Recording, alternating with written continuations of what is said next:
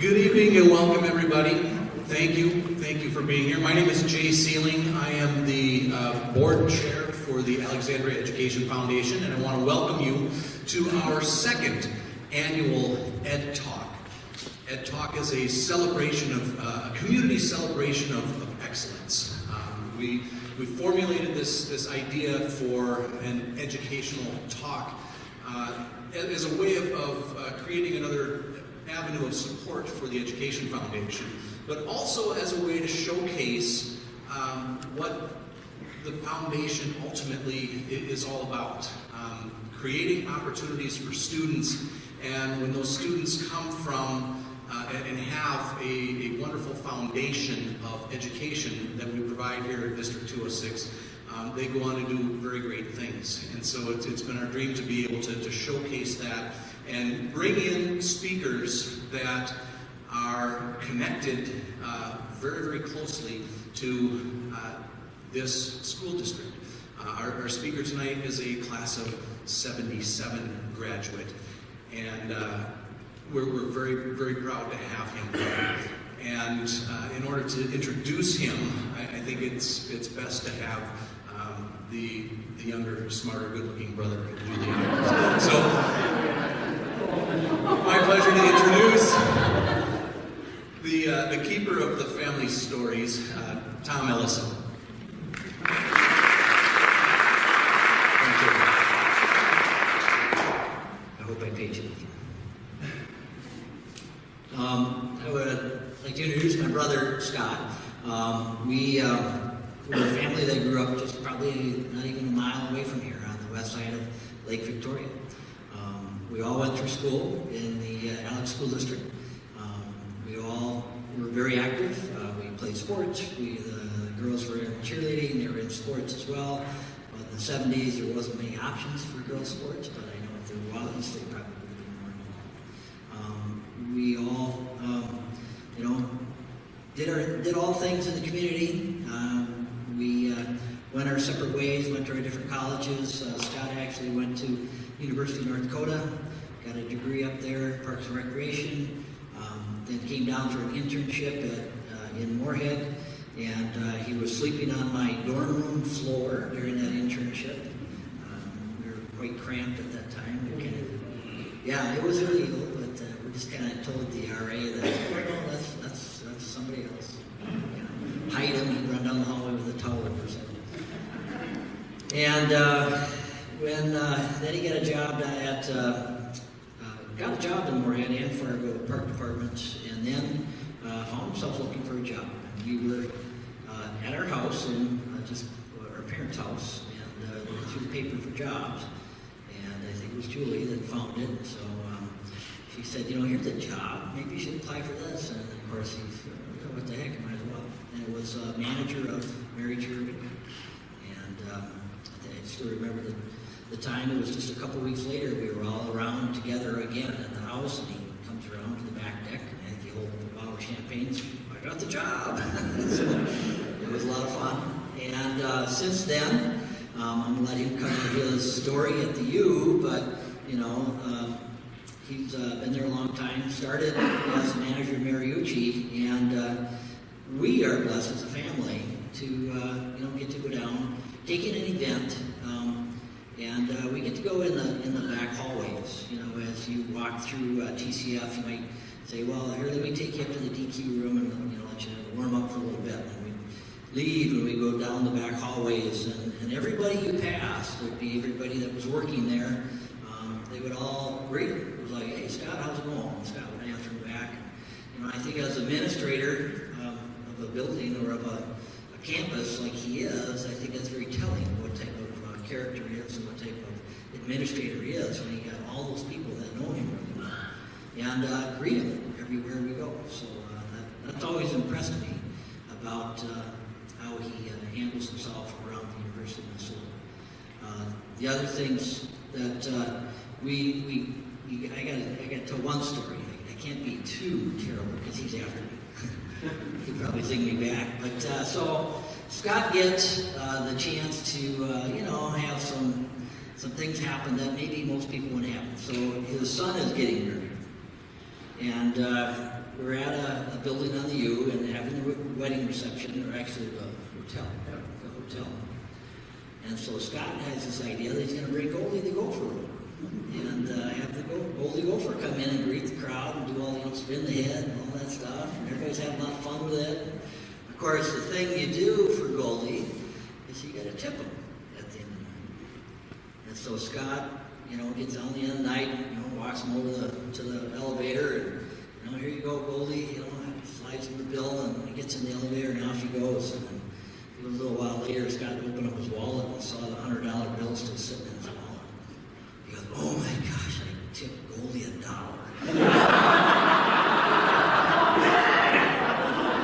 So big shooter here.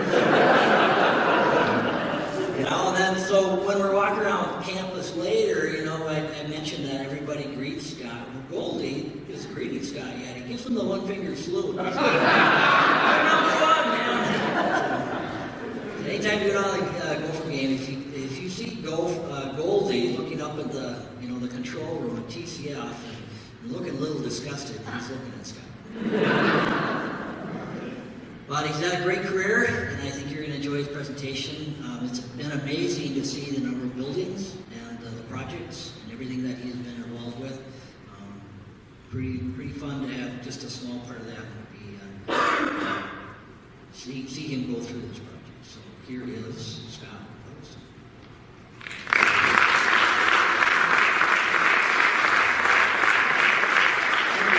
Can you hear me? Good. Thanks, Tom. I didn't know you can tell the Goldie story, but yeah, it's a true story. I was very embarrassed. Went in on Monday and gave Goldie the $100 bill that I owed him. But I told my wife, I said, "You know what?" Goldie probably was thinking, "What a cheapskate." Gave me a $5 bill, I think it was. Tom asked me to consider doing this, and first I had to ask when was it, because we're busy now at the U with postseason events and Gopher events and so on and so forth. We just finished up the Athletes Village. We're still trying to put that project to bed, and he said it was this Sunday. And before I do it, I was getting a call from KXRA. They were asking me to tell them what I was going to do, what my speech was going to be about. So I said, well, I was talking to Tom, and Tom kind of said, maybe I could talk about my career at the University of Minnesota. I've been there for every major project, and I talk about all the projects I went through. And Bruce McGurty from KXRA goes, that sounds kind of dry. I'm going, oh boy, I'm in trouble if he thinks it's dry. So he said, just tell a lot of stories. I said, well, I got plenty of stories I can tell, so I'll sprinkle in a few stories here and there on some of the projects that I've worked on.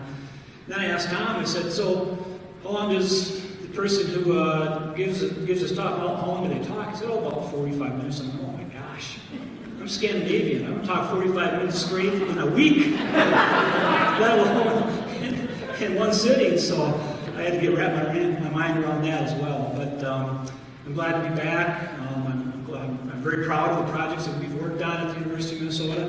We've done a lot since I've been there. When I came in 1988, basically they hadn't done a project since Lou Holtz had built what the neighborhood calls the Pig Barn.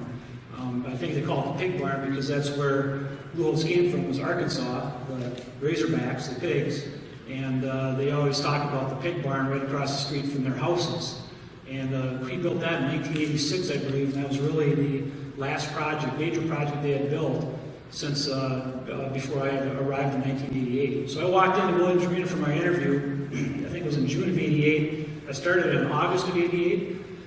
And I walked in and, just thinking this is an iconic venue. Everybody talks about Williams Arena in the state of Minnesota. We went down for a state wrestling tournament, I don't know how many years ago.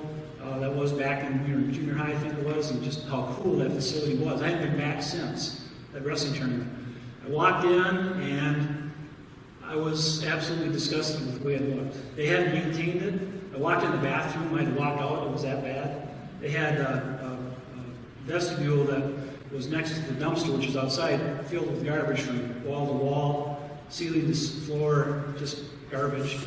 I walked in the back hallway of Mariucci, and they had a popcorn machine back there that the mice were using as a swimming pool, diving through there, and it was eye-opening for me to see that, and I could tell right away when I walked into the facility why I was there and what they were looking for.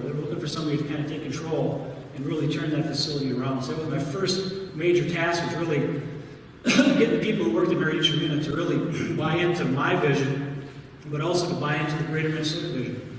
The state of Minnesota, this was an iconic venue for the state of Minnesota, and that's the way I approached it, and that's the way I felt working there, that we really need to be representative of what the state of Minnesota is all about. So that was my approach from day one to today. For my whole career, that's what I focus on. Not only the student athletes, but we are the state's university. And what I do is very reflective of the state of Minnesota. So that's always been my mission, always been my vision, working at the University of Minnesota. As was mentioned earlier, Jefferson High grad in 1977. I went to the University of Minnesota Morris primarily to play football, to be honest with you. I was looking for some place to play football and have a good time, and really did fit at the University of Minnesota, so I transferred to the University of North Dakota, where I graduated with a degree in Parks and Recreation Administration. Nowadays, it would be called sports management. So sports management is the field that a lot of people who want to get into my field are going into. They get a minor or an undergrad in sports management, then they get their master's degree in sports management. Then they go on from there to become a facility person like myself, or an athletic director, or a development director, or various different avenues into athletics. I started at the U, as I mentioned, August of 1988. My original job was the barn, Williams and Mariucci Arena, the old field house, and then the outdoor tennis courts. That was my area of purviews over all those facilities. So that was where I started. I had, in my first, probably 2 years, I had 4 bosses, right? Yeah, Sandra Musso, who was kind of like in the AD of facilities. The AD of facilities was like the AD of the men's athletics and the AD of women's athletics. I actually worked with Paul Giel for a little while, and he got fired. Holger Christensen took over for Paul Giel. Then Chris Lowell started the same day I did in August of 1988. She was the women's athletic director. So anytime you have that many supervisors, that many bosses, you have challenges, right? You have multiple agendas. You have multiple needs that you have to meet. We had the men's department, we had the women's department, which were both aligned as far as athletics are concerned, but also they were operating different worlds. They had different agendas, different goals, different challenges that they had to deal with. So that was the start of my career at the University of Minnesota. The first real project that I had, I'll never forget, I was there for 2 years, and one of the challenges I had was I had one court for both basketball teams, a volleyball team, both gymnastics team, and wrestling. So I had to fit all those different sports onto that one basketball court. Now we have 2 basketball courts for competition. We just built 2 basketball courts for practice. So the job that my manager at Williams has now is a lot easier than the job that I had when I started there. But I had to balance all those different teams on that one court. And sometimes, sometimes it felt like you were babysitting the neighborhood kids, right?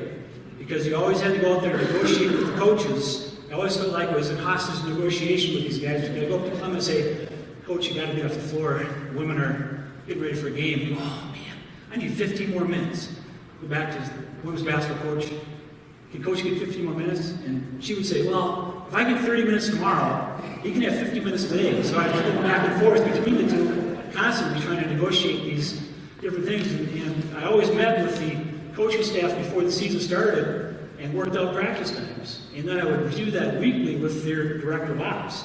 Well, as soon as I walked on the court, talk to the basketball director of ops, and actually talk to Clem about getting off the floor, he'd be sneaking down the stairs because he didn't want to get in trouble with Clem, because he didn't tell Clem that we had a women's basketball game on the floor and he had to get off. So I was always the bad guy. I was the guy caught in the middle. But my first real project was the remodel of Williams Arena and Sports Pavilion. That was basically from 1990 to 1993. It was a $23 million project. Actually, it was part of a $46 million project, which included the construction of the new Mariucci Arena. So one project. We did them both at the same time. We actually did the phase 1 of that project was over the summer, and we had to have the ice plant and Williams Arena back in service for the next season. So we had hockey and basketball take place the next season. Then we shut down the facility and finished the project after that. But the goal of that project was gender equity, revenue generation, to improve competition and practice venues, and was also to maintain an iconic venue, which of course is Williams Arena. And some of the challenges we had with that project were money, and you'll hear this is a common theme throughout my presentation tonight. We're always short money when it comes to a project. We're always looking for ways to, we always say have 10 pounds of potatoes, we're trying to put into a 5-pound bag or 5-pound bag. That's one of the things when the project managers used on this project. You know, you got 10 pounds of potatoes, 5-pound bag, something's got to give. So we were always looking for ways to maximize or stretch our dollars as long as we could. And we did a lot of value engineering in the projects. And I'll never forget this project, we got into the design phase, and we were over budget. We had a value engineer, so we sat down with the men's department. The men's department came up with some good ideas on how to value engineer the project down. We sat down with the women's department. They came up with some ideas for the men on how they can value engineer the project down and get it down to budget. So it was that constant give and take that we had between the two departments. In the end, we got a great facility, and the women ended up in the sports pavilion for basketball, volleyball, and gymnastics. Actually, our men's gymnastics team competes in there as well as wrestling. Gave them a great venue. We met our gender equity need. We gave them a facility that works for them, and they're still very proud of that facility. We actually moved women's basketball back into Williams Arena back when we had Lindsay Whalen and Janelle McCarville take us to the Final Four, and we did that after we had a sprinkler pipe break in the gym and it flooded the floor, and it was right the wave. The floor was waved, literally waved because of the damage. So we had to move our entire season over back to Williams Arena that year, including basketball. Well, after we got the floor done, women's basketball stayed in Williams Arena because, of course, we all know what happened to Lindsay Whalen and that group. They started to draw 10,000 people per game, so it made perfect sense for them to stay where they were at. But that was my first real project. I had multiple ADs. Rick Bay was the guy that started it. Dan Miner was his number 2. When Rick was let go, Dan Miner stepped in as the interim AD. After they did a national search, Matt Boston was hired, and then the constant was Chris Holz for that project. So again, I had 4 different ADs I had to work with and tried to make sure the project worked for all 4 of those ADs. So that was part of the challenge, working through the different ADs. Rick Bay actually came up with the idea for the project. He went to central administration, met with central administration, had this project all mapped out. I'll never forget, we're standing on with this picture here is the pavilions where the ice rink used to be. We were standing on the cement floor where the ice rink typically was in Mariucci. And we had a big media presentation of this project. I was standing next to Clem, and Clem Haskins was not happy because he wasn't getting a new facility. He wanted a new facility, not hockey. So we had to go back and retrench because Clem made enough noise about that we had to retrench and we had to look at different options. So we actually looked at hockey in Williams Arena. Could we fit a hockey rink in Williams Arena and still get, we had 7,500 seats in the old Mariucci. We had capacity on our waiting list for another 2,000 people easily. So we needed a bigger venue for hockey. We're looking at revenue, right? Generating more revenue off hockey. So we looked at Williams Arena. Could we possibly fit a rink in there? Couldn't fit it in there. We looked at the old Memorial Stadium, the horseshoe that closed in of Memorial. Could we make that into a rink? That wasn't feasible. So we ended up with what we ended up with, which was Mariucci and Williams Arena. So Mariucci, again, same thing. 20 feet, half of that $46 million project, the same 4 ADs, and then working through the logistics with the coaching staff. Doug Wood was a big proponent of Olympic ice, Olympic hockey, and at the time that was big in America. Everybody wanted to build an Olympic ice sheet, 100 by 200, so that's what this rink is. Within 2 years after building this rink, Doug Wood wanted to shrink it down to the NHL size because it's hard to recruit kids to high school kids to play on an Olympic sheet. It's just a different game. There's different, of course it's wider, so you're looking for faster guys. You go to an NHL rink, you've got small guys who can skate fast, but you've got, and then they have the big guys who can play on the NHL rink. So that's one of the first things that Doug Wood wanted to do is shrink the rink, and we still haven't done that to this day. Someday we might, but that was one of the first challenges that we had after we moved into the facility. Again, it was all budget. Revenue generation for Mariucci, We had a season ticket waiting list of 2,000. We actually had built the rink with 8,000 seats. 8,000 seats. And we had 2,000 standing room spots. We wanted ticket scarcity. A lot of people were pushing us to build it to 10,000 right away. But we thought that was too big of a jump, from 7,500 to 10,000. So we wanted to keep it at about 8,000 so that we had that ticket scarcity.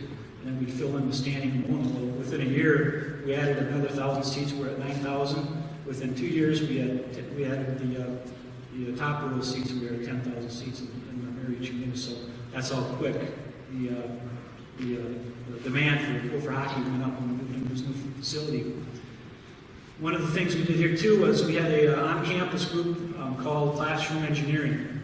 They did all of our sound at the games for us. They ran the PA board basically.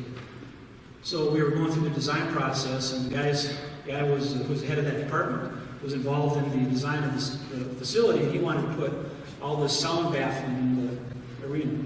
But we didn't want that because we wanted the old Mariucci effect. We wanted the loud atmosphere in the facility. So we were going back and forth on that. And he said, well, if you're not going to do sound treatment, you might as well just put the old speakers from Memorial Stadium in Mariucci in this facility. And we said, okay, you're the expert. We'll put the old speakers from Memorial Stadium in here. Worst decision we ever made. It was absolutely terrible. The first game we had in there, we had so many complaints. Because these are these old horns. Just big old horn speakers, you know. There's no bass, there's no treble, it's just a speaker, and it just puts out sound. And it was absolutely terrible. The worst thing we ever did. And, you know, we didn't want to do sound treatment. Luckily, there was a conference in town that summer.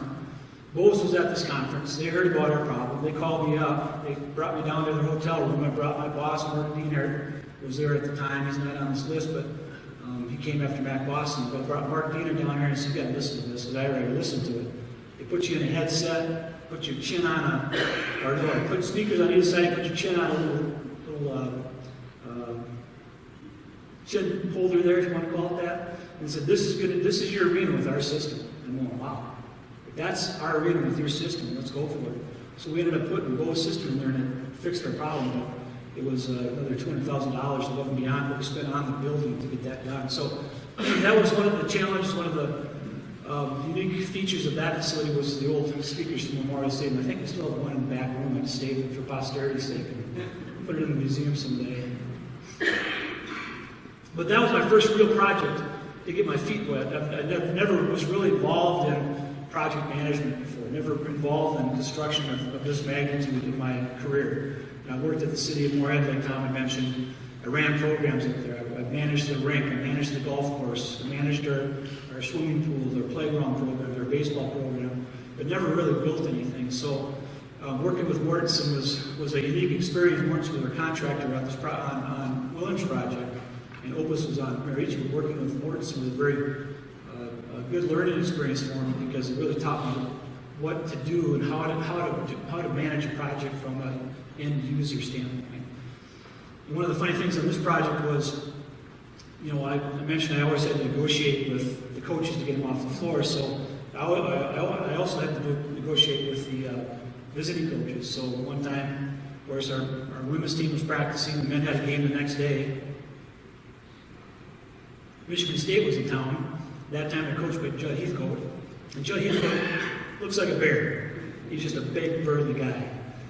So I'm out there trying to get our women off the court, and he comes stomping towards me, and he's just livid. He goes, we're supposed to be on the court right now. I said, hey, Coach, I know, I'm working on it. Calm down, I'll get him off, get you on there. So that night, or the next night they played, we beat Michigan State. So the next day in the media, he's being interviewed, and he said, whoever designed this facility, Williams Arena, is either the town drunk or the village idiot. Because they left the court raised in Williams Arena. So the very next day after the game, Mortensen sent an RFI, which is a request for information, to the architect. And he said, and Tom Schmal was the project manager from Mortensen, he said, can you identify for us who the village idiot is, and who the town drunk is? Because we want to make sure we can identify that in the plans moving forward. So that was fun things that happened on the job. So the next project that we kind of took a little break, you know, in 1993 we opened the facility. I was trying to get our feet wet with how to operate the facility. Put in the speaker system probably in about 1995. Did do a lot of tweaks in Williams Arena after we opened that facility, until we did the barn lofts in 1997. So when we built Williams Arena, we actually had a camera platform over on this side of the building that didn't work. It was at the wrong height, it was at the wrong angle for TV, so we had to move them back over to this side of the rink, of the building, and put them in the front row of the upper deck. So I kept looking at that camera platform going, God, if we can do that in one spot here, why can't we do it in each one of these bays and make this into suites? And so we hired an architect. They came in, they verified we could do that. We had to do a lot of structural steel underneath there to support this. We had to reinforce these columns to support the barn lofts, but we ended up building barn lofts. And the challenges here we had were sight lines. I sat in the seat, the very first seat, and the architect was, you know, there's certain code heights for railings, right? So, you know, it could be so far off the floor. Well, he was worried about the height of the barn loft and, you know, being so high up in the facility that he had that rail as high as he could get it. I sat in this first seat, and I couldn't see anything out until he got up to half the mid-quarter of the floor. I said, this isn't going to work. So we had to come back and take those down, and we had them set those rails so that the rail was right here where the player bench is, so you can still see the floor when you sit in that first row here. That was one of our challenges with that project. The other challenge was we actually didn't become a problem for us until 1989, but we opened these the year after we went to the Final Four for the men. So we all know what happened to that Final Four, right? It never really happened. So the first year after we opened these, we were all sold out. And up until probably about 1999 or 2000, we didn't have any problem selling these barn lofts. But after that, it became a little bit more of a challenge. But we hit the market at the right time. It was a pretty good price. I had two ADs I had to work with, Mark Dienhart and Chris Goals. Mark Dienhart was supportive, of course, because this meant more revenue to the men's athletic department. Chris Goals was supportive as well because it meant more revenue to the bottom line of the department. So it was a win-win for both men and women. And that was the main goal of the project, was to generate revenue for the facility. So then, the same year, we ended up hiring Glenn Mason as our new football coach. And I remember walking with Glenn his first week on the job, and we walked through the facility, and he had a couple of interior decorators with us. And, you know, he's talking about, oh, we need more light here, we need to paint this wall, get us new carpet here, that kind of stuff. Well, $7.7 million later, we had what he wanted. So it turned out to be not just paint and carpet and lighting, it was a complete remodel of the entire complex. So we actually ended up taking half of what was the Beerman Gym at the time. Excuse me. The Beerman Gym made that into the weight room. They were downstairs in the lower level of the existing Gibson Nagurski in a 5,000 square foot weight room, which at the time was pretty big. You know, it's not a bad size for football. We moved them up to the Beerman Gym. They had 9,000 square feet, so they gained 4,000. And the new facility we just opened up, they had 16,000 square feet of weight room space just for football. So you can tell the growth of the programs, the needs of the programs have just grown exponentially with each decade or each new hire, actually. Anytime you hire a coach, you end up spending money in order to take care of your needs and your wants. So that was a $7.7 million project over 3 years. We did a weight room. We put a new entry onto the Gibson Nagurski. We built out this Hall of Fame. You can see just a piece of this Hall of Fame here. We remodeled the offices. And I remember, you know, I'm always wanting to be inclusive, so I had Glenn Mason in the furniture selection session with me in. He picked out exactly the couch he wanted. He picked out the cloth and the pattern he wanted on the couch and everything. The couch shows up and he's sitting outside of the office and he goes, "Who the heck picked out this couch?" I said, "Coach, you picked it out." So he wasn't happy to hear that. When I told him that. But he was a good guy. I really liked Glenn. Glenn did a lot of good things for the University of Minnesota. I always got along well with Glenn. And, you know, he went to, I don't know how many bowl games in how many years, but quite a few. So he was pretty successful at the University of Minnesota. Again, Mark Dienhart was the AD, and Chris Wolves was the AD for the women's department. We had $3 million from the state on this one. McKinley Boston, at this time, was over in the president's office. in the Office of Student Development and Athletics. So we oversaw athletics and rec sports. So the governor and Mac Wasson were close. Governor Arne Carlson and Mac were close. So the governor actually kicked in $3 million for this project, which is great because it helped us with getting the project done. But it also created an equity issue for us because we're spending $3 million on the men, we had to spend $3 million on the women. So we actually kicked in another $3 million to help us build Robbie a stadium for soccer and Ellis softball stadium. So we actually started those right after we started the project for football, and finished those in 2000. We actually added soccer in 1992, I believe, so we actually had them play over on a rec sports field with temporary bleachers and a temporary press box, which was not Division I Big Ten quality, but that's the best we could do at that time. So this was a huge upgrade for them, and we ended up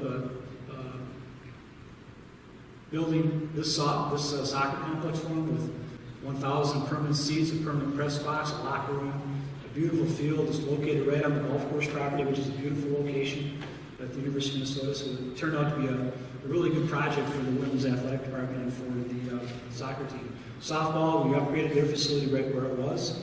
They had a rec sports softball field with temporary bleachers, a temporary press box. We ended up building a permanent seating form for 750 people, a permanent press box, a locker room. So we made a lot of good improvements for both departments. The challenge with this project was the original field and where we wanted to build this facility was across Larpenteur Avenue, across from the golf course, right next to a retired faculty housing complex or apartment building.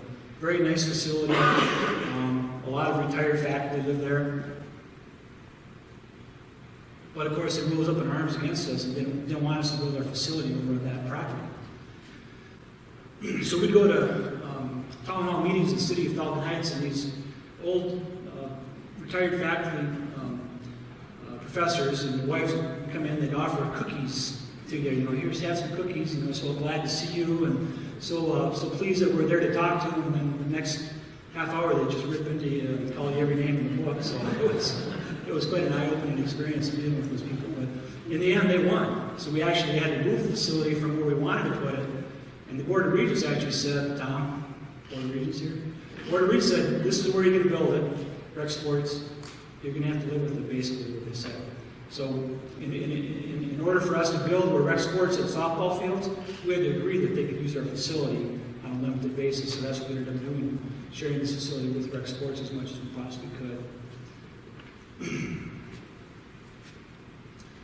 Then in 2000, we had another gender equity issue with office space. So when I started, we had up to 3 people, and I think in baseball, for example, and John was back in the back corner of Bierman, and I think Rob and somebody else shared an office, and John had a small office, and tennis was in the same suite as baseball.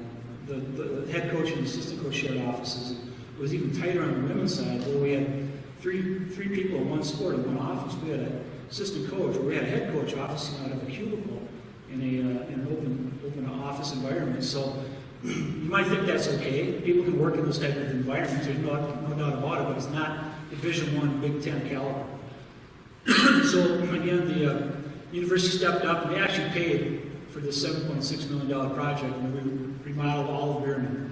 So we actually moved everybody out, moved the men's department up into Williams Arena, club room, we moved the women's department into the pavilion club room, we moved softball into their complex, soccer into their complex, golf moved over to the golf course. We had all these sports dispersed all around campus for 8 months so we could finish this project and remodel it. And in the end, we ended up satisfying our gender equity needs, and we also improved the working environment for all staff. Not only the sports staff, but the support units and support staff as well. So that was another big project where we had a lot of logistics. We had a lot of people to move out. We had a lot of stuff we had to store for the 8 months we were doing the project, and in the end, it all worked out pretty well, and we moved into an improved environment for the department. So then in 2001, we had the same situation we had in Williams Arena. We had a TV platform right over here, located somewhere in this area of Marriott Arena. And we looked at that, We said, well, why can't we fill each one of those bays with suites? So again, for $3.7 million, we built suites over Mary H. Arena. And back in 2001, the heyday of the WCHA, we had no issue selling those suites. The ADs were Tom and Chris Voles. The goal was revenue generation. We were selling out every game. We still had a waiting list of 2,000 people at Mariucci. And this added to the environment of Mariucci. Who's been to a game there? I mean, it's been lagging lately, but back in the day when this was WCHA hockey, the environment was unbelievable. One of the best environments in college hockey. And we're so thankful we didn't do the sound attenuation in the rafters because it kept it nice and loud in the facility, much to the chagrin of the classroom engineer that we worked with. But that was a huge project for us. There's a lot of logistics to this. We actually had to go in and underpin the footings on Mary H. Arena, so they had to go into the loading dock and into the back ramp, and they had to excavate down to the footings and then basically pump cement underneath the footings in order to support these suites up on the north side of the facility. So it was a challenging project. It was one that Mortensen did for us again, and they figured out how to do it with very little disruption to the overall operation of Mary H. Arena. Now those suites are a big part of all the events we're hosting. This has become one of the leading graduation facilities on campus. Just about every college has their graduation here. We have multiple high school graduations here. I bet you in 25 days we have 28 graduations in these facilities. So it's really turned into a campus-wide venue that a lot of people use for different events.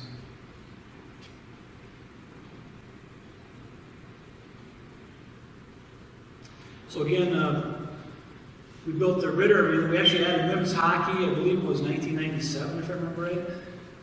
And they played in the old Mariucci, not the old Mariucci, the Mariucci Arena, which is, good. It was a good facility for them as far as the ice sheet. We had a locker room for them, but of course, their crowd was not even close to filling up the lower deck. So we actually were approached by Governor Carlson again. After the North Stars left, there was rumors that the Arizona Coyotes were looking to leave Arizona, and he wanted to bring them to Minnesota. So we approached Mac Boston again, and he actually wanted to build a practice rink next to Mariucci. When we designed Mariucci, we actually looked at a second sheet next to Mariucci. That was always in the plan. We put in what we call a hammerhead, an access point into the second ice sheet. Someday we thought we'd build a second ice sheet there. Well, sure enough, Carlson came calling. We wanted to build a practice rink for an NHL team right on campus. This is right where our tennis courts were. I oversaw the tennis courts, so we had to be creative and think of, well, how can we build a combo facility, tennis and hockey? At the time, like I said, we were looking at a practice rink. So we actually had the rink below grade where it is now, but we actually had tennis courts on top of it. So it was a two-story structure. Actually, it was a huge structure. It was taller than Mariucci Arena. We had 12 indoor courts on top of the ice rink. And as we went through the process, that became too expensive for our blood. We couldn't afford to do that for $20 million. So we started to look at separating the two, building tennis off to the side versus on top. Got back within our $20 million budget. Then the NHL dropped out. NHL wasn't going to come to Minnesota. So we were too far down the road. We already had a lot of support from the Women's Athletic Department and their boosters to build some sort of an ice sheet here for women's hockey. So as the more and more we talked about it, we said, why don't we do a mini Mariucci, a mini bowl? That's what we ended up building for $20 million. And right next to this is the tennis complex.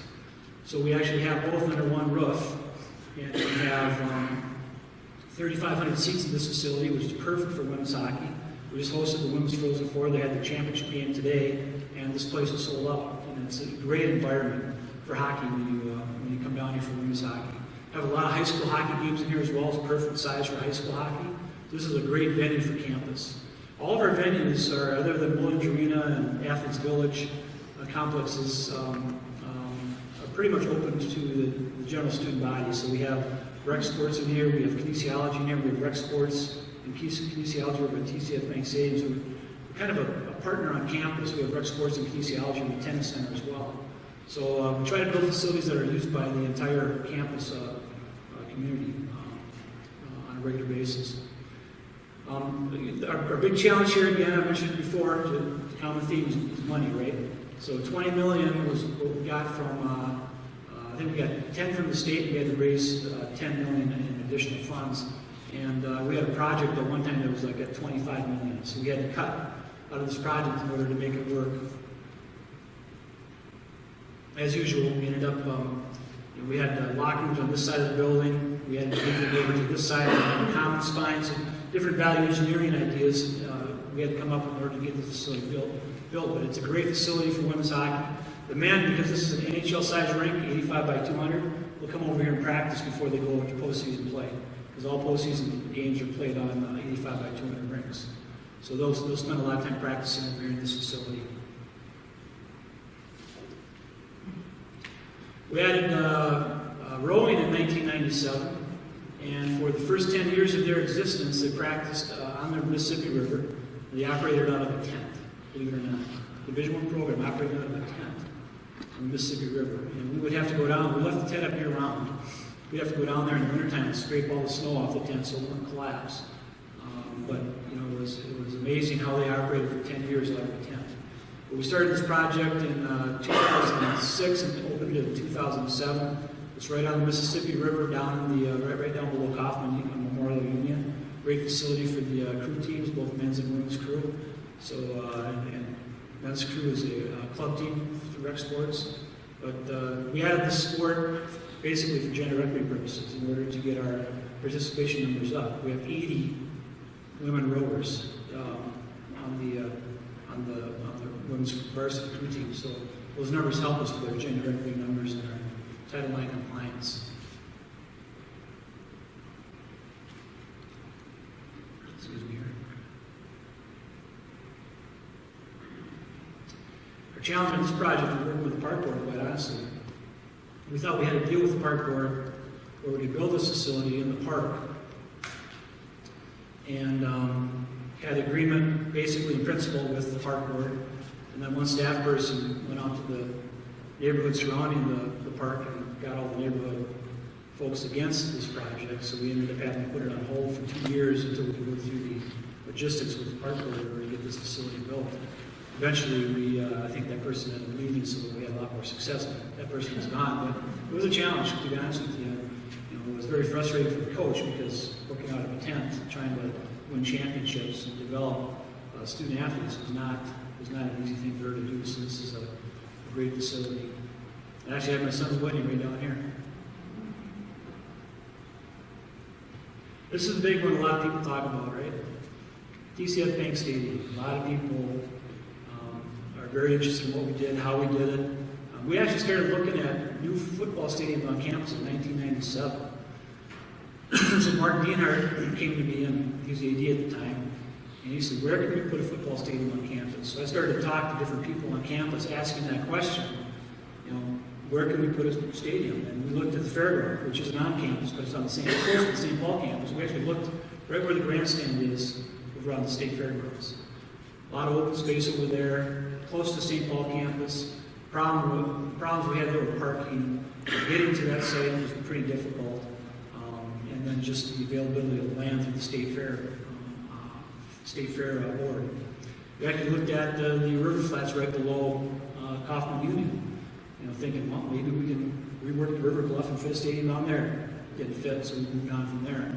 So back in 1987, we actually landed on this site where TCF is now. There was a parking lot that was on campus. And it was just a dream that Mark Dienhart had. He saw the vision, though. He had the long-term vision of the Metrodome someday going away because the Vikings were already making noise about building their own stadium. Even if the Vikings left, that the Metrodome became less and less viable for us. And then the Twins also were making noise about building their own stadiums. They both left. We had no place to go. It was either move into the Metrodome and take that over, which, again, that was an antiquated building that was in dire need of some repairs, and with that inflatable roof that seemed to deflate whenever it wanted to and cause problems for a lot of people. We were looking for our own opportunities. So in 1997, when we first started to look at where could a stadium fit on campus, by 2000, we were already talking with the Vikings about a joint use facility on this site, on campus. So we actually looked at building Gopher Viking Stadium with a roof on it, just like they have now on this site. And that facility would have been just as big as US Bank Stadium is now. I mean, that's how big that stadium was on this site. It would have been the biggest facility on campus by far. It would have been the tallest building on campus by far. It would have dwarfed Williams Arena. But that's what we're looking at. And we got all the way through the design process. Excuse me, the pre-design process. And the Vikings started to make noise about wanting to control all the revenue that came into the stadium. Well, that didn't fit with our model, which we wanted to control the revenue in the stadium as well. So we ended up actually mutually parting ways on good terms, understanding that your stadium, capacity-wise and revenue-wise would be great, but capacity-wise it wouldn't work for us. We didn't need a 68,000 seat stadium. You know, we did our analysis on Gopher football at Memorial Stadium, and even at the Metrodome, we typically average right around 48 to 50,000 fans per year over many years.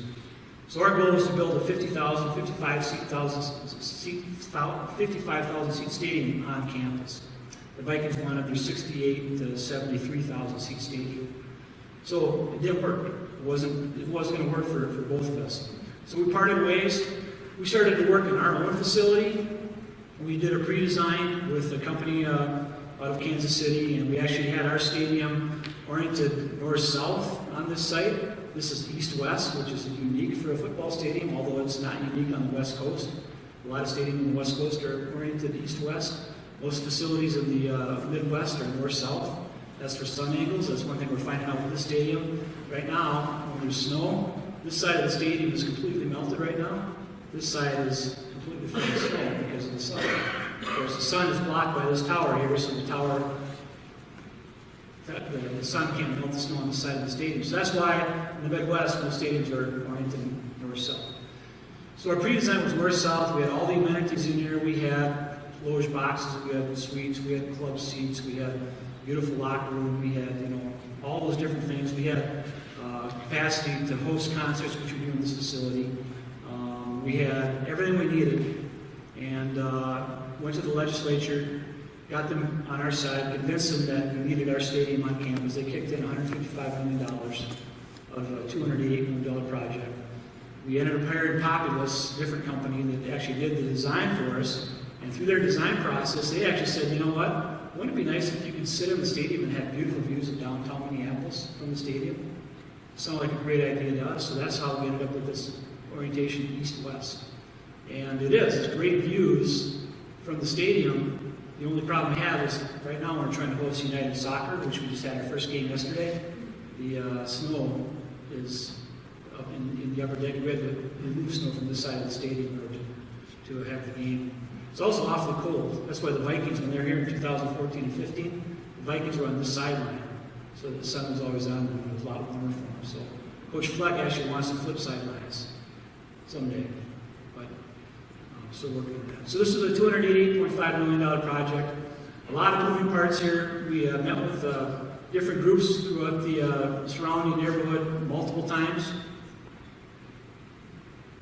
We had to basically convince them that this was not going to be an impact on their life, on their daily life.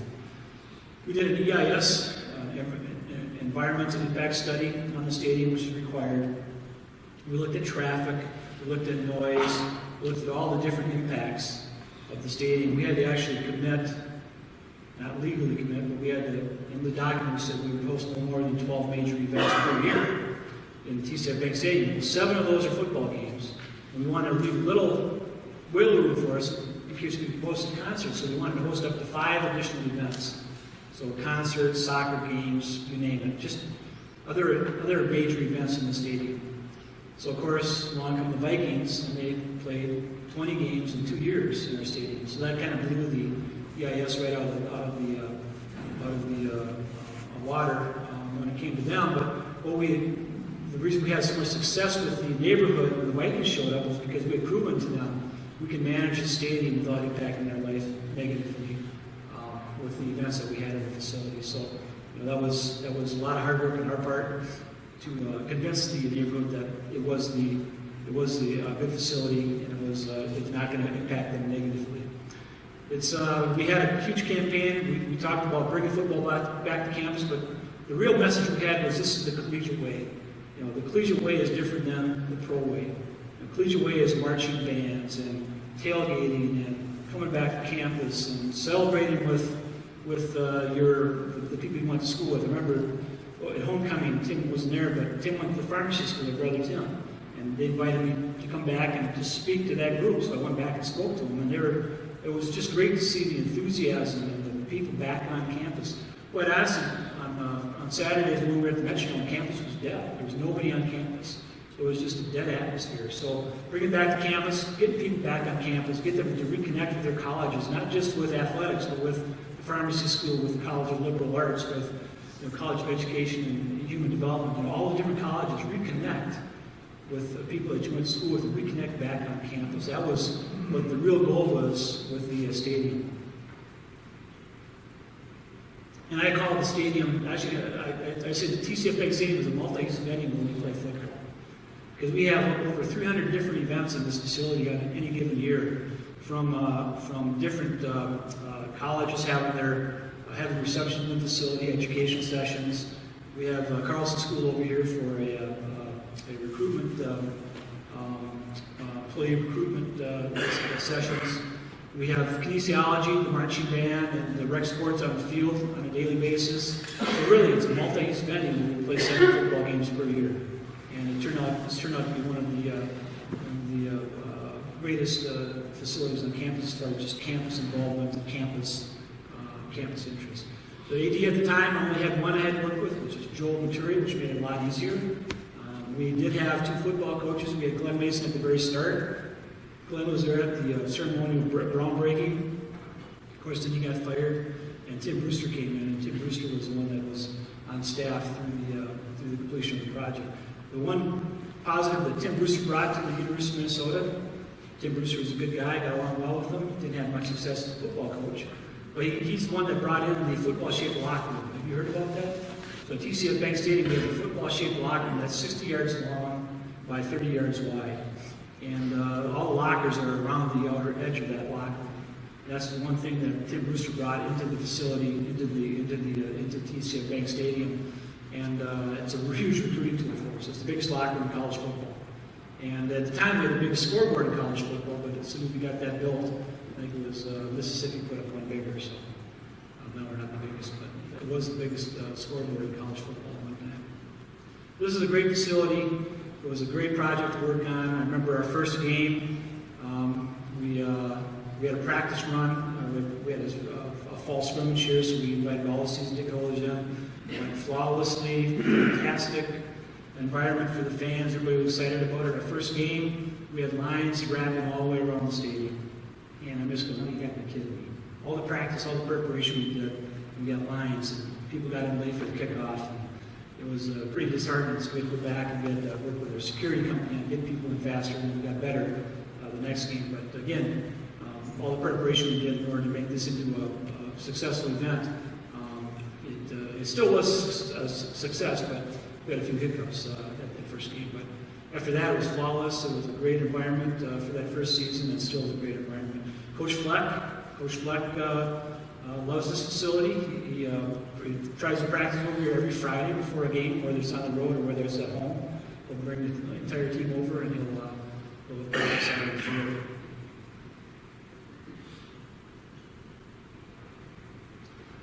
Same time we were doing another kind of facility, we were doing TCF Bank Stadium, we actually replaced the floor of Williams Arena. So the old floor of Williams Arena was a suspended floor joist floor. There was dirt underneath it, and there was a concrete rim around the edge. So you couldn't bring anything that had a lot of weight out in the middle of the floor, otherwise it would go through the floor. Actually, back in 1980, before I got there, back in 1984, there were a couple of electricians working on the old scoreboard, not this one, the old scoreboard, and it fell through the floor. And they skedaddled out of there and didn't tell anybody, so the facility staff came in the next day and saw the scoreboard sitting through the middle of the basketball floor. So that was a rude awakening for those guys when they came in the next day. But The majority of the floor, we found out when we replaced it, was the original floor, except for that middle piece where they had to replace it, from 1928. So it was amazing to be able to pull that floor up and see the layers of paint. But just to realize that that floor was put in 1928, and actually it was a portable floor for the first, I don't know how many years. Williams Arena used to be a field house. I don't know if anybody knew that, but it used to be a dirt floor in there, and that's where football, baseball, track, and other sports were practicing there. There was one big open hangar, so the middle wall here was not in the facility, it was just one big facility. And it was a dirt floor, and they actually parked cars in there in football game days back in the 40s and 50s. Or excuse me, the 40s, because in the 50s they remodeled this and they made it into the facility you see nowadays. So we replaced the floor. Like I mentioned, it was a floor joist, suspended floor, dirt underneath here, and poured cement. I've talked to numerous basketball coaches. Every time they walk in and we start talking about the floor, they say, "Why can't we lower the floor?" They all want the floor lowered and at the concourse level, the right grade. The reason we can't do that is because these seats are so shallow in the lower deck that if you lower the floor, you have all these would be obstructed seats because they won't be able to see the action on the court. So that's why the court's raised, because this is such a shallow plane, that lower deck, that people can't see over the head in front of them if the floor was down at this grade here. So we kept the floor raised. It does create challenges for us when we want to bring baskets on and off. But the beauty of this is we actually can bring the baskets on and off. Back when I started there, we had these little goosenecks that were permanently mounted, and we could never take them down. So we always have to work around them. So the beauty of this is we have to take these baskets down. This is where the men and women practice for years, right? And it's not an adequate practice facility because they can only put 4 baskets on this court, and they can shoot at each basket. But when there's practice going on, all the players not in the practice session, and we can't have everybody run up and down the court, but be on the sideline just watching. So the beauty, and we'll get to that in a second, or in a minute or two, the beauty of the Athletes Village project is we actually have a court and a half. So we actually have a full court, like you see here. We have 3-point arcs off to the side here, so actually, when practice is taking place, we can have players shooting on the side. You see that in the picture. I'll bring it up in a second. But this is a great project because it really preserved the iconic value of Williams Arena, one of the most iconic venues in the country. And it was fun to work on because this is the history of Williams Arena and the history of the floor. Discovering that it was from 1928, and, seeing, I think we found a hammer that was left in the dirt underneath this floor when they excavated all the dirt and put in good dirt for the cement. So it was really interesting to work on the project. They actually built a tent over the top of the floor, and they worked underneath this tent. And that was to keep the dust from floating off throughout the entire building. Who remembers the big game in 2010? December 20th, the Vikings versus the Bears. I was actually a week before that. We had that big snowfall where the dome deflated. You can't say it collapsed because the dome people got very excited about that, so the dome deflated. I was shoveling out my driveway, and I got done and went in the house, and I had like 20 voicemails on my phone. What the heck is going on? So I started listening to them, and it was calling me back right away. The Vikings called me. Senior leadership on campus called me. So I called the senior leadership on campus back, and they said the dome deflated overnight because they had all that snow and couldn't support the snow. And we all saw the video, right? The snow crashing through the roof of the dome. And they wanted to play their game. They were supposed to play that Sunday. It was a Sunday. They wanted to play their game the next day. They ended up taking that game to Detroit, if you remember. But they wanted to play that game at TCF the next day. I said, well, there's no way. There's no way we can play the next day because we shut down our facility for the winter. Number one, it was winterized. Number two, we had 3 feet of snow throughout the entire stadium, so there's no way we could get it out in time to play. So they wanted to play their December 20th. Of course, it was their 50th anniversary game, I think it was. I think they had all their legends back for that game. December 20th game at TCF Bank Stadium. So the very next day, I go into the office and we're sitting around talking about, okay, we got to get this done. Basically, is what I said. Talking to my crew at TCF Bank Stadium, they're telling me we can't do it. I said, you got to do it. And they said, we can't do it. I said, there's helicopters flying around outside watching us right now. Start getting a loader out here. Get some dump trucks and start hauling snow off this year out of the stadium. So they did. We actually got it done in a week, which was amazing. And the work that went into it was unbelievable. And you could see the amount of snow we had. This is the upper deck. This is the snow we had to get out of the facility. And it was, the best quote ever was from our subcontractor. And if you ever want to go on YouTube, you can actually find a video of this effort that we had. And he said, and he's quoted as saying in this video, he said, this is like eating an elephant, one bite at a time. And that's exactly what it was, one bite at a time. We had to take the snow out of the facility. So we had $300,000 in rent, which our typical rent for the facility is $125,000, but we negotiated $300,000 with the Vikings. We had a split on concessions. The expenses, believe it or not, were $1.2 million. I mean, it was not a cheap game for the Vikings to go off. They paid all those expenses as well. It wasn't easy for them to pay those expenses. A lot of back and forth, a lot of negotiation, a lot of, are you kidding me? You have to pay that? And so that was a huge project for us to undertake. I'll never forget Joel Maturi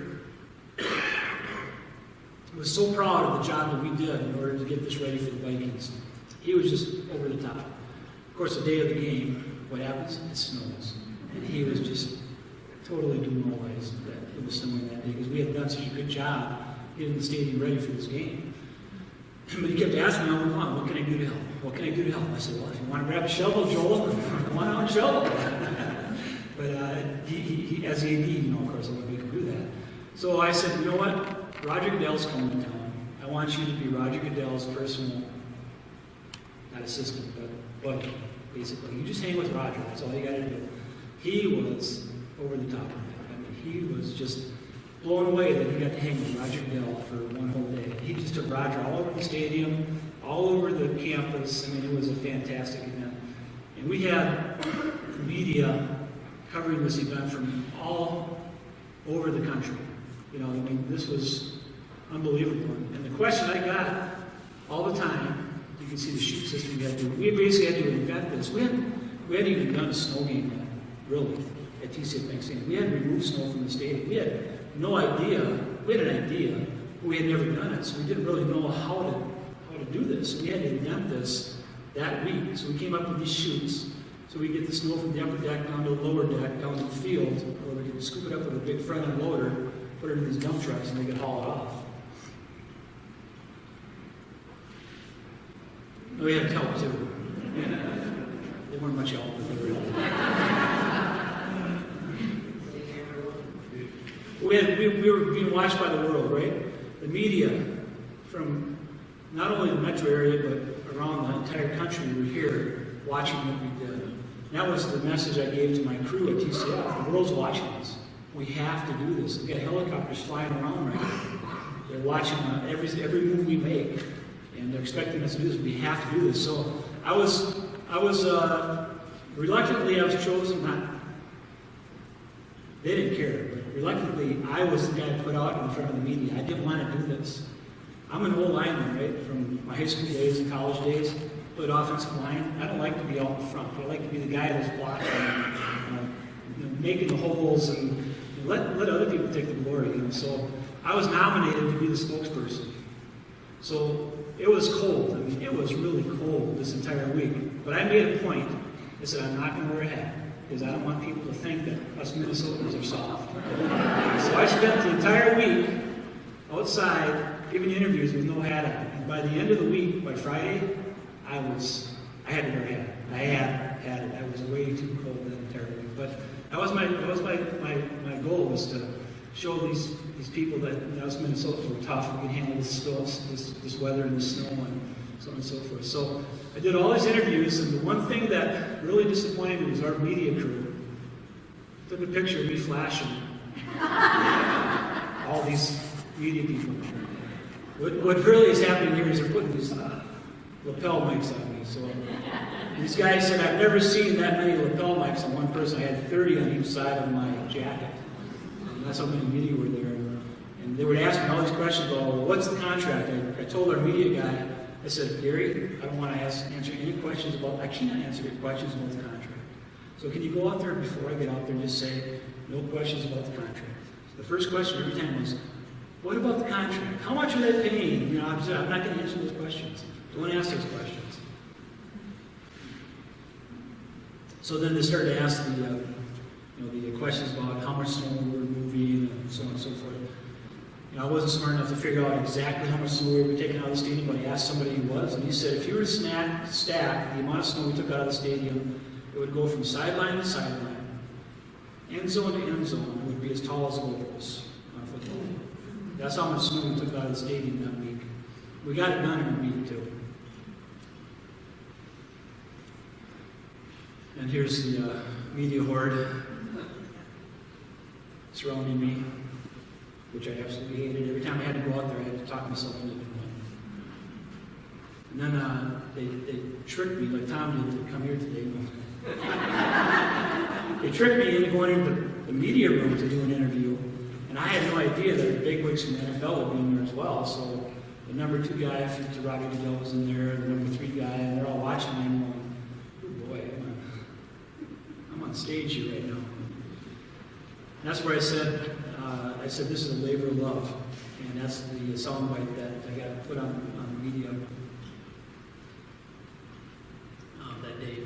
I had people who were over in Italy. I oversaw the tennis teams at this time, and some of the parents were over in Italy, and they came back and they said this story was the talk of Italy as well. So that's how big this had grown in that time frame. It was a great event. One of the funnest events I've worked on. I think I worked 18 hours a day for a solid week. I'd go home, get home at 1 o'clock in the morning. I'd be gone by 6 a.m. back at the stadium trying to get this job done. I had a great crew doing the work for me, or not for me, but for the University of Minnesota. We had great partnership on the University of Minnesota. Everybody pulled together. It was one of those events where, people could have been at each other's, fighting throughout the entire process, but everybody pulled together. It was fantastic. Parking pulled together, athletics, public safety, police, central administration, all the different groups pulled together. So it was one of my favorite events on campus. I'd like to tell a story about my dad too. I was fortunate to be able to invite my parents and my wife and my son to the game, and they got to sit in the suite. So, of course, you have to know that for 2 years or more, Mom and Dad would come down to a basketball game, and every time they came, it snowed. Every single time. So this game, of course, was happening. It's snowing, it's icy. It took them like 4 hours to get down to the cities from Alexandria. It was a terrible trip for him. I think Dad was frazzled. He gets in the suite, and of course Joel Maturi's in there along with his wife Lois, and then Tubby Smith's there with his wife. We just hired Jerry Killings in the suite with his wife, and there's a couple other coaches in there as well. And Dad walks in and he introduces himself as my son. He says, "Hi, my name is Dale Ellison, and I am Scott's son." So I walk in at halftime, and first thing Dale sees me and goes, "Hey, Dale, your dad's here." What the heck are you talking about? So I think that was a fun game for a lot of people. The game was actually the culmination of a lot of hard work, and it was a really, really fun week. A lot of hard work, but a really fun week to be involved with the stadium, with the Minnesota Vikings. So going back to projects, because the Metrodome was going away, and actually we finished this project right before the Metrodome did go away. We had to rebuild. We had to basically build a new Siebert Field. So Siebert Field actually for years the home of Gopher baseball. Because the Metrodome was available to Gopher baseball, they played a majority of their games down there. And so we kept talking about putting money into Siebert, and we worked with the coaches on all of these efforts. And working with John, he kept saying, don't put a lot of money in Seabrook. We need it to be a good practice venue. We need it to service 1 or 2 games a year, but we're going to play all of our games down at the Metrodome. And I think the Stidle boys, you guys play a lot of games down at the Metrodome, right? Did you play any games here at the old Seabrook? Yeah. So, but we didn't put a lot of money into it. So as the Metrodome it became a reality that the Metrodome was going to go away, we needed to have some place for Gopher baseball to play. So John, who was very successful at raising money and is very well connected in the baseball community, John Anderson, our head coach, not only in Minnesota but nationally, he really led the effort on raising the $7.3 million we needed in order to get this project done, and did a great job. We've got a lot for our money. We got 2,500 seats. We just have bird seating, and we're lacking a little bit for support facilities, but it's a great facility for baseball. And John was instrumental in getting that done for us for the University of Minnesota. Now, as of 2012, 2015, we actually added a hitting facility for $1.1 million to the complex as well. Again, John went out and raised that money for that facility as well. And like I said, the goal was to provide a home for Gopher baseball. We actually had an alumni game here. The last game was Siebert. We're getting ready to break ground on the new stadium, and played the game. And the very next, or actually that night, the batter's eye fell over because it got blown over by some heavy winds. And if that happened during the game, it probably would have crushed the center fielder who was out there playing center field. But that's how bad that stadium was, and how in need of replacement it was as well. So this is a great facility. A total of $8.4 million well spent, and we actually got rid of the bubble finally that was out in the left field, which is a real pain in Coach Anderson's side. And if it's a problem for Coach Anderson, it's a problem for me. So every spring I'd have to work hard to get that bubble down and negotiate with Rec Sports, and it wasn't always easy, but it's a great facility for baseball, and it's one of the best in the Big Ten. When we hired Coach Kill, we did another remodel project. Of course, when you hire new coaches, they want to make changes, right? So he went out and raised $2.1 million to remodel Gibson University again, and we actually remodeled the locker room. These are the lockers that he put in the facility. We remodeled the offices, and we remodeled the team lounge. So again, a $2.1 million project, and again, something that we typically do for a coach when they come in. Typically, we help them fundraise, but a lot of times, because you have a new coach, a lot of money comes in the door because they want that coach to be successful. So that's what happened here. Coach Kill came in, made a lot of friends, and did raise money for this project. I mentioned the Vikings in 2010, well, in 2014 and 15, while their stadium was being built, they played at DCF Bank Stadium. Again, that was a great opportunity to work with the NFL and work with the Vikings. We had $3 million in rent per year from the Vikings. We ended up spending half that on the Williams Arena roof, which is the next slide, or 2 slides from now. We did $6.2 million in facility improvements. That was actually probably the toughest part of the project, was trying to negotiate those facility improvements for the Vikings. The main facility improvement was they wanted to heat the field. And they came up with, of course, that was a good chunk of that. It's probably about 2.5 to 2.8 million of that 6.2. And they wanted to save money, so they wanted to protect the field. They wanted to put a tube down the middle and put a tarp over the top of the field over that tube and just heat it that way. And they kept saying that, this is popular over in Europe for soccer fields.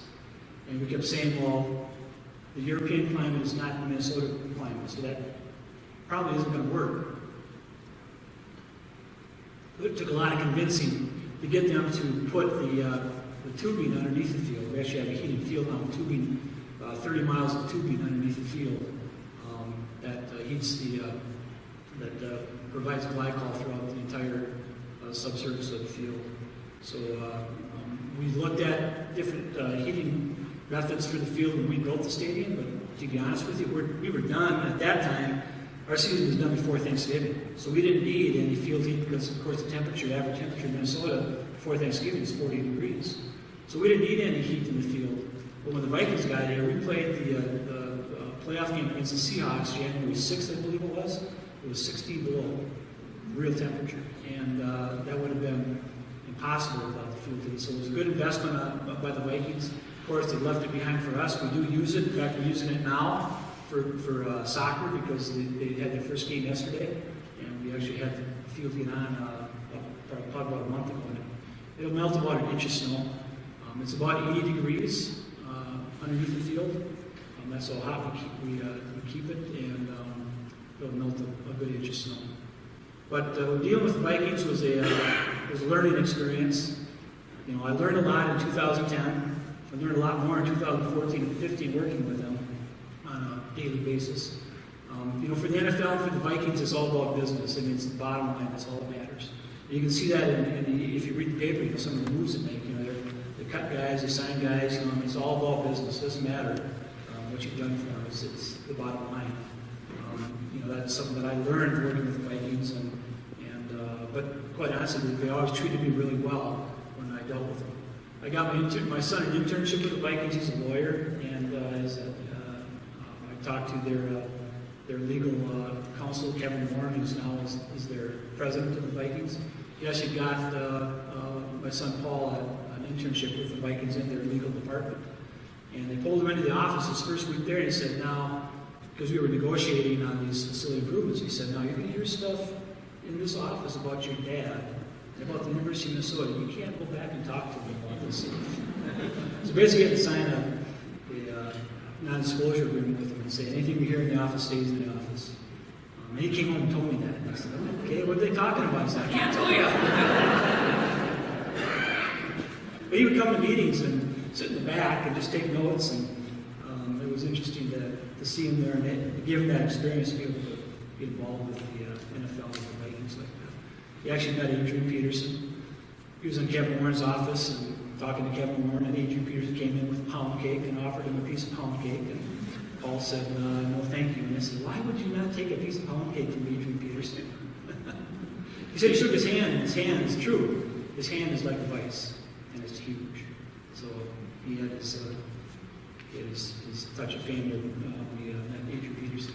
But this was a great project. It was a lot of fun to work on. A lot of fun working with the Vikings for those 2 years. It really, the game in 2010 set the table for us for 2014 and 15. I mentioned the roof replacement in Williams Arena. Again, another iconic facility. We've been talking about replacing the roof for years. I mean, it leaked bad. We had a lot of. We were to the point where we were fearful that we were going to have to cancel the game because of the roof leak. That's how bad it was. And so we had our opportunity with the Vikings. The university actually stepped up and paid for half of this project. We took half of the Vikings' money and put it towards the roof. So now we have a new roof on Williams. And one of the things that when we did our needs assessment for the Athletes Village project, the president had come out and said as long as he was president, Williams Arena would be home and go for basketball. So you kind of put the stake in the ground and said Williams Arena is staying for the foreseeable future. So that really gave us the impetus we needed to spend the money on a new roof, because that statement was made, and his vision was to have Williams Arena stay as a home for basketball and for all the other sports as well.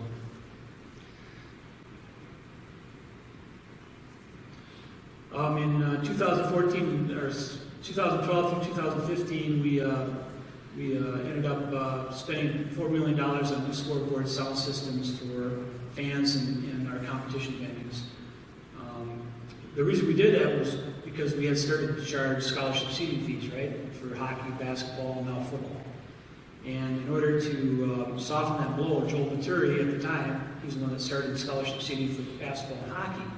He wanted to give back to the fans. He said in order to ask them to pay for scholarship seating, he wanted to give them new scoreboards and new sound systems. So we went down that road and installed state-of-the-art systems in all of our venues, high-def video, high-quality sound systems, so on and so forth. So that was a good project to work on as far as just for the fans. In 2016, we remodeled the Gopher hockey team suite area. We hadn't done anything major for the team since probably about 1995 in their locker room area. We were falling way behind the times. Everybody that built the rink, North Dakota, even the Wild, came through Mariucci. They all used Mariucci as their starting point as far as sight lines and back of house and all those different things. They all modeled their facility, at least to some extent, after Mariucci Arena. So as they built their facilities, especially North Dakota, we fell behind. So we went out and raised $4.3 million to remodel the Gopher team suite. And we actually had enough square footage. We didn't have to take anything away from anybody because we had a visiting team locker room that sat empty except for 20 games a year. We had an old JV locker room back when we built the facility. We actually had JV hockey. That was empty. We didn't have a JV team anymore. So we actually took those spaces and built them out and made them into team locker rooms. So you can see just the state-of-the-art facilities that we built for the hockey team. This is shaped like a hockey, of course, round. Jerseys are in the lockers. Airflow through the lockers. You all know that's hockey gear stinks, so we tried to eliminate that with airflow. And then a lot of LED lighting as you went through the facility. You walk down the hallway, we tried to display the history and the success of the program as you came into the facility. This is walking into the locker room. We wanted some sort of lit element to kind of speak to, just Gopher hockey and how cool Gopher hockey is. We put an LED strip of lights all the way out to the players' box here, so that it kind of looks like a runway when you're walking out to the players' bench area. So again, just some improvements we wanted to make for the Gopher hockey team. Then the big project we just finished. So the Athletes Village, we just opened in January. We spent $166 million on that. Athletes Village is part of a bigger project, a $190 million project. We're trying to raise money for a track, for wrestling, for golf, and other projects on campus. So we started this back in 2012. Norwood Teague was hired basically to start this project. That was what he was brought in to do. That was one of his first mandates, and one of my first meetings with Norwood Teague was, we need to get this going, and we need to get going now. So we hired a firm to come in and do a needs assessment of our entire department, not just football, basketball, and the sports that benefited with new facilities from this project, but all of our sports. So we sat down with every single coach, every single administrator, support units. We talked about what do you need in order to be successful. So we came up with a plan, and the president, President Kaler, sat down and he helped us kind of drive our plan to what the key essential items were. We ended up with the Athletes Village project. At one time, this project was estimated at $190 million, but we actually built new facilities from Bierman. I don't know if you've been on campus lately, but Bierman is the main admin building. We actually tore down Gibson Nagurski and built new facilities all the way down to 8th Street, all the way towards Siebert, all the way back up behind Bierman. We actually knocked down all those facilities. We had academics, we had wrestling, we had gymnastics, we had basketball, we had football, we had all the sports in this complex. Well, the price tag on that was $190 million, but the way price cost estimating goes, they were low. I bet you that was probably about a $230 million project. We couldn't afford that. So we went back in and we were kind of given the direction by the president to come up with something that's right around the $150,000 to $175,000 range. So we ended up with these three separate facilities that make up the Athletes Village: the Center for Excellence, the Football Performance Center, and then the new indoor football facility here. That price tag is $166 million. So we landed on that facility. We started to talk with the different coaches. Again, you can see all the coaches we had to work with here. Started with Jerry Kill. Jerry retired because of health issues. Tracy Clays took over. Then we moved on to PJ Fleck. Tubby Smith was actually involved in the original needs assessment process, as well as Pam Borden. We moved on to Richard Pitino and Marlene Stallings as we started to develop the actual plans for the project. I remember when Tubby was first hired, I sat down with him to talk about facilities, and he was a big proponent of a practice facility, like most coaches would be, but he said there's no coincidence that Florida won back-to-back national titles the year after they opened up their practice facility. That's how much he believed in that practice facility. So he was pushing to get that built as fast as we possibly could. We didn't get it built fast enough for him, of course, but we do have room for Coach Patino, and it's a great facility for him. We worked with Coach Kill and Coach Clays on design of the facility. Coach Clays was like Coach Kill's facility guy. You know, he was there in all the meetings. He was the one that really kind of directed Coach Kill on what football needed. Coach Kill kind of knew what he wanted, but he really relied on Tracy. So when Coach Kill left, we didn't have a lot of re-educating to do with the new coach. The one thing that Tracy wanted, though, was he wanted moving sidewalks everywhere. He didn't want to walk. He wanted escalators, and he wanted moving sidewalks throughout the entire facility.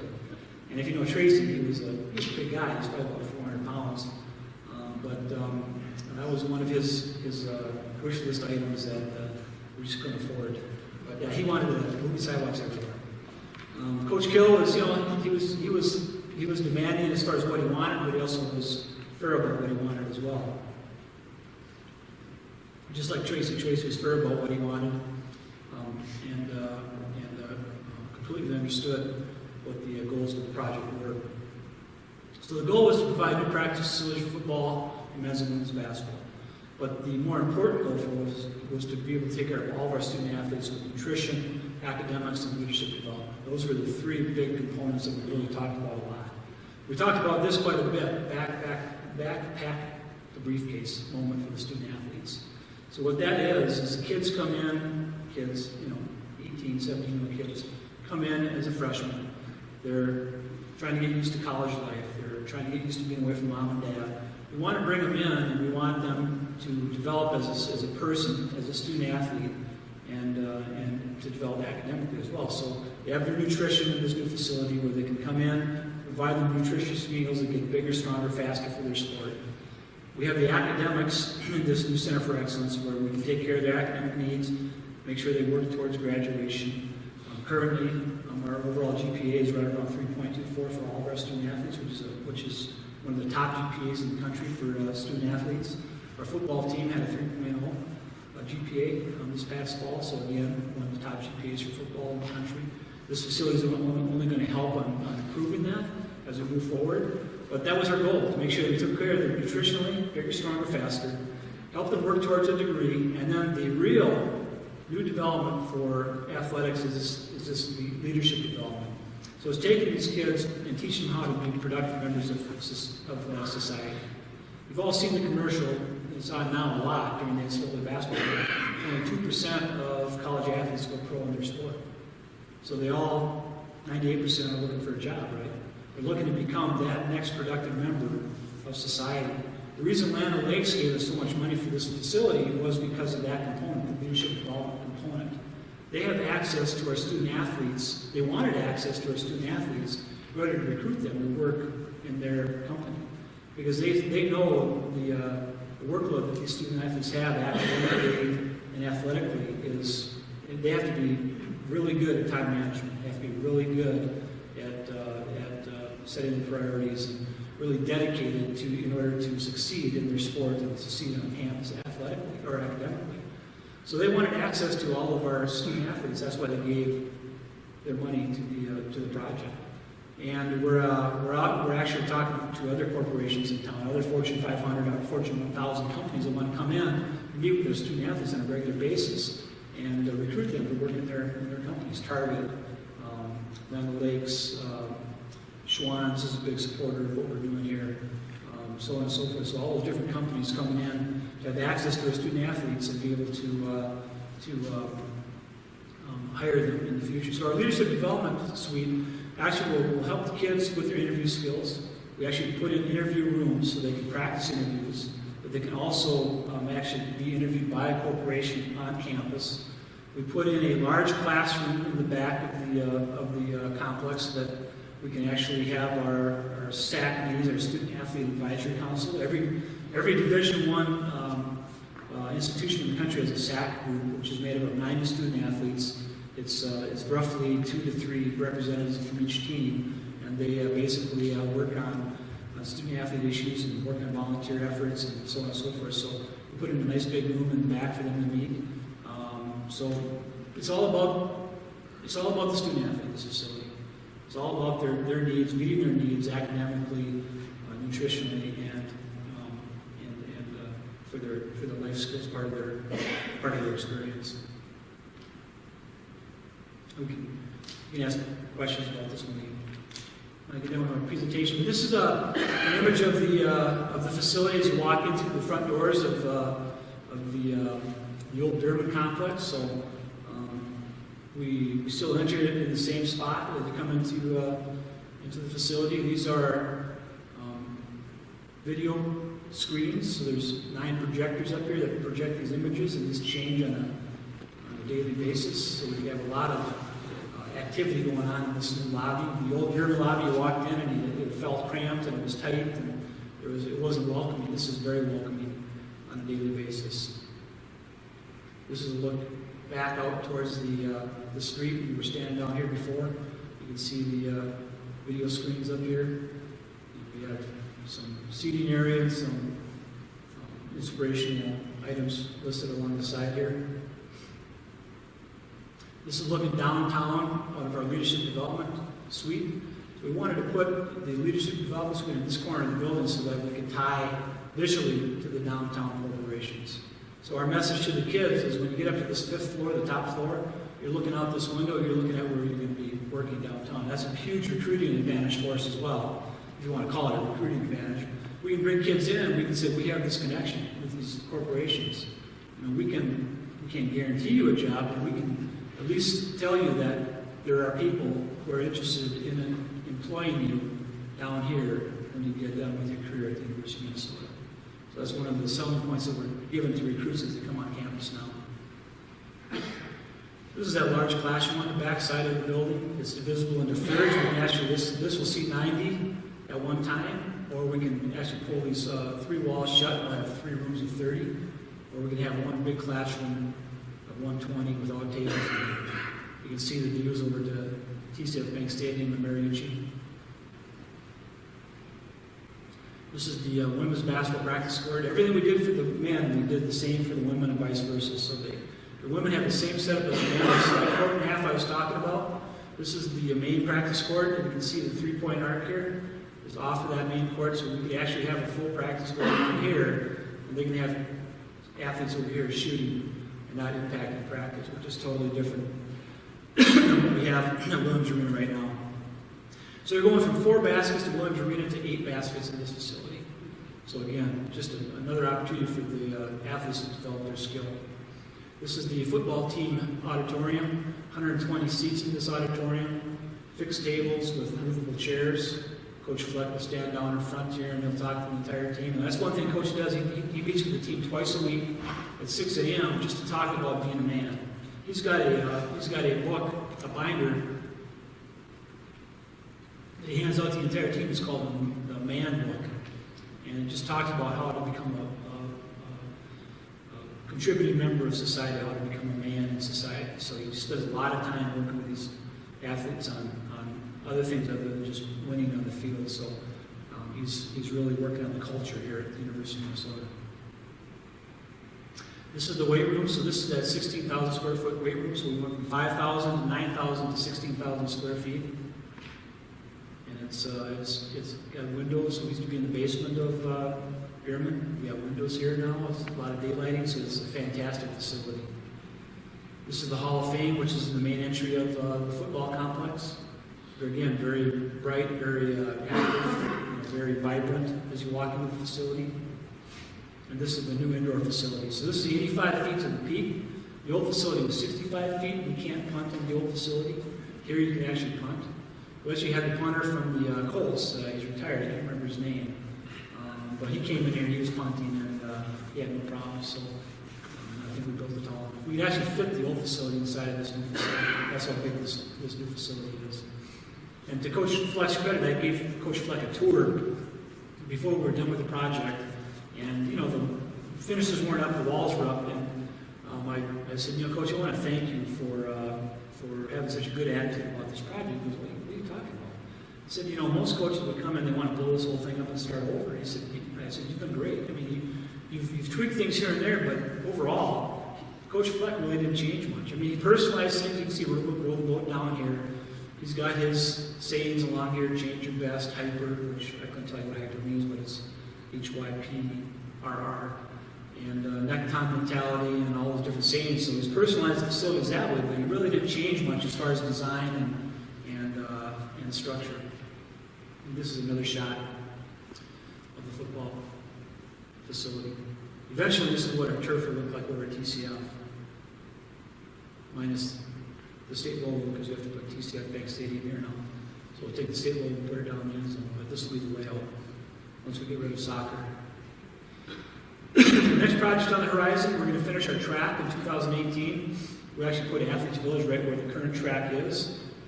We had a Title IX complaint filed against us because we removed the track and worked with the University of Central Administration to find a location for the new tracks. This is going right back behind Siebert. This is Siebert Field right here, the outfield fence, and this is the softball complex. So it's going right back here where the rec sports fields were. So that'll be done in August of 2018. $13 million project.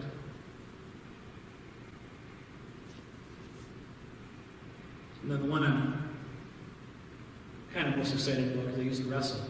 We're actually going to build a wrestling practice facility in the Beerman Gym. So that's going to be a $2.6 million project. I'm going to build a mezzanine for offices in the Beerman Gym, and then we'll have wrestling mats underneath that mezzanine and some more wrestling mats out in the open areas. We'll have 7,000 square feet of wrestling mats. Right now they have 5,700 square feet of wrestling mats in the old Beerman Gym. So this will be a great facility for wrestling. It's really going to put us on par with the Penn States and the Ohio States in the country. And then the last project that we're working on right now is a winter golf practice facility or a year-round golf practice facility, $3.2 million project out at Les Bolstead Golf Course. And it's going to be a facility where in the wintertime you open up a garage door, you can actually hit out onto the driving range, and then we'll have an indoor putting studio for the team as well. So this is pretty much standard around the country for golf teams or schools that have golf teams now. So we're finally catching up in this area as well. And that's it.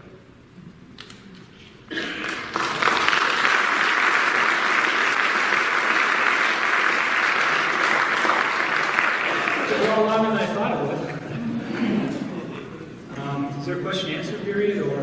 There are a couple of microphones dispersed in the crowd there. If somebody's got a question or two, I know Scott has covered a lot, but there might be a question or two. Got one down here.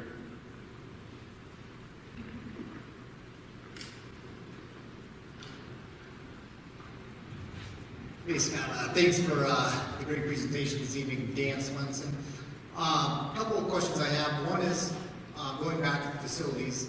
You know, TCF's a beautiful complex, and I think one of the things that we're falling back on though is, you know, we talked about the video scoreboard as being the largest when we opened it. Now it's not, and when are we going to be upgrading that to the high definition and increasing the size of the one on the east end zone? I believe it would be the smaller one. Yeah. So it is high def now, but there is another, it's not ultra high def. So Right. we'll take that next step probably within the next 2 to 5 years on the main scoreboard. The smaller scoreboard, we probably won't change the size of that. We actually built in the ability to expand TCF, and Coach Fleck has already said this, you know, he's planning on building that upper deck to get us to 80,000 seats here within the next 2 years. So we'll see if that'll happen. But we did build that capacity into the stadium. We actually built another deck above the seating upper deck on the north side of the facility, right up to that auxiliary school side. But it's really tough to change that structure and make it bigger, and it just adds more expense to the project. All right. Second question I have is looking at the marketing for the University of Minnesota Athletics. You know, this last year we implemented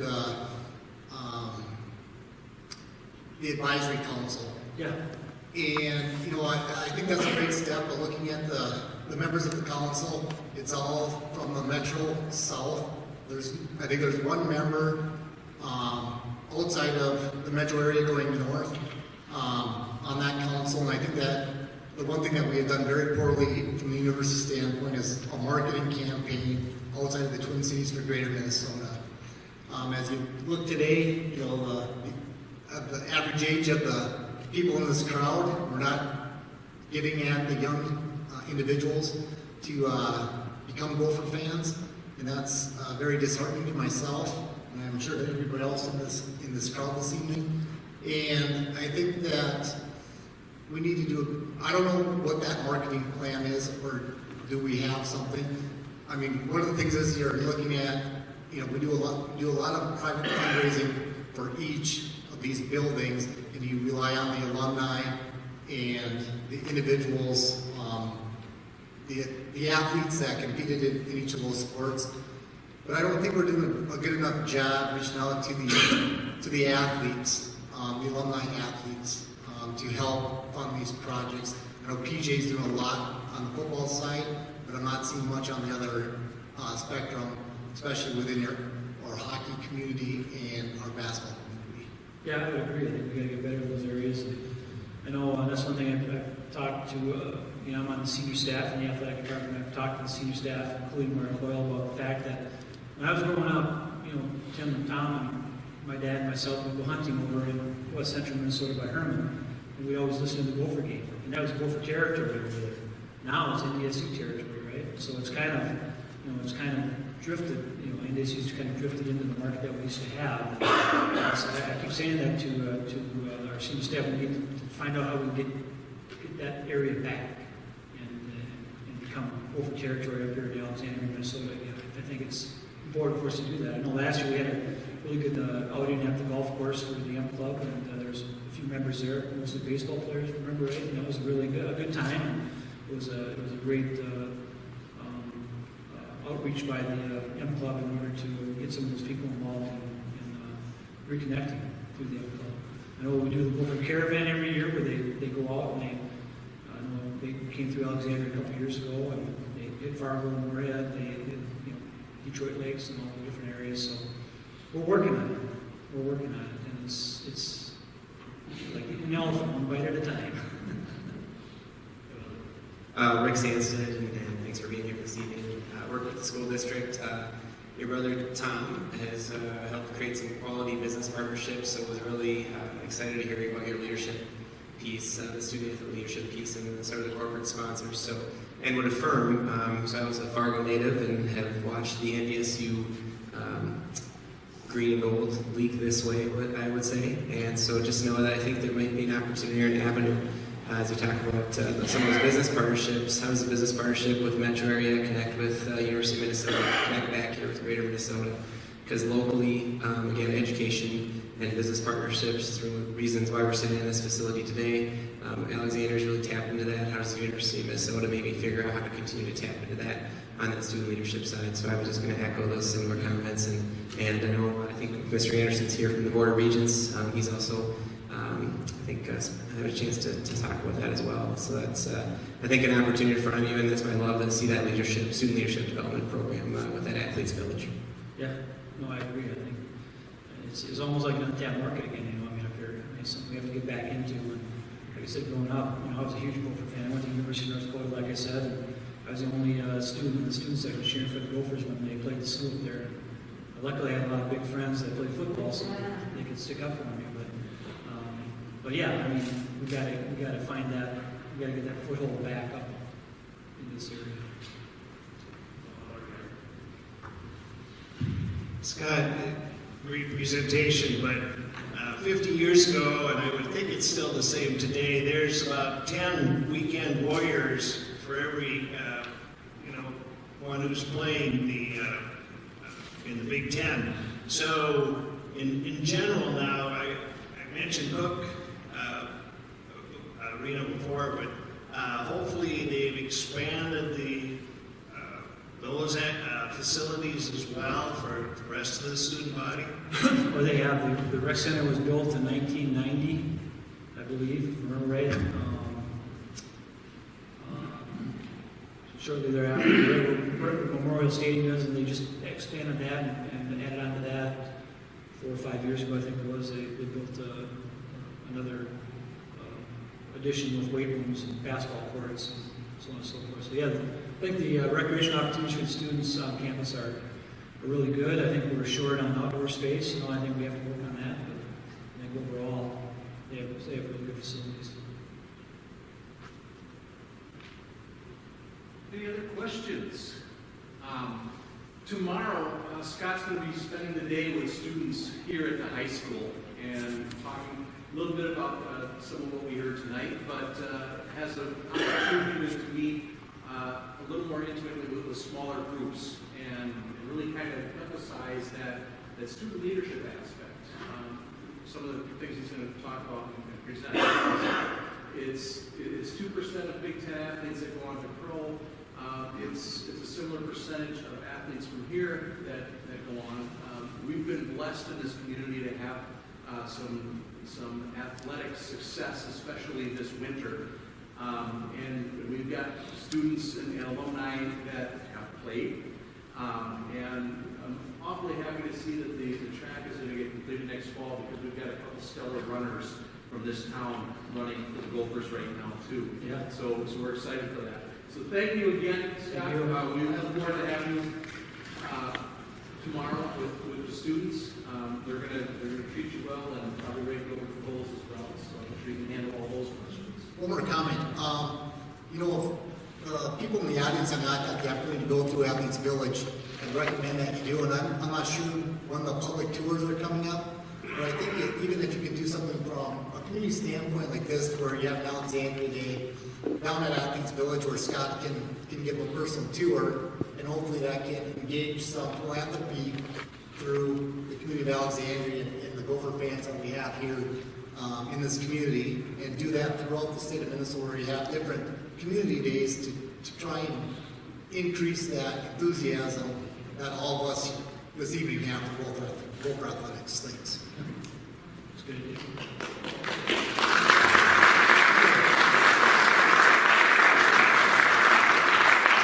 On behalf of the foundation,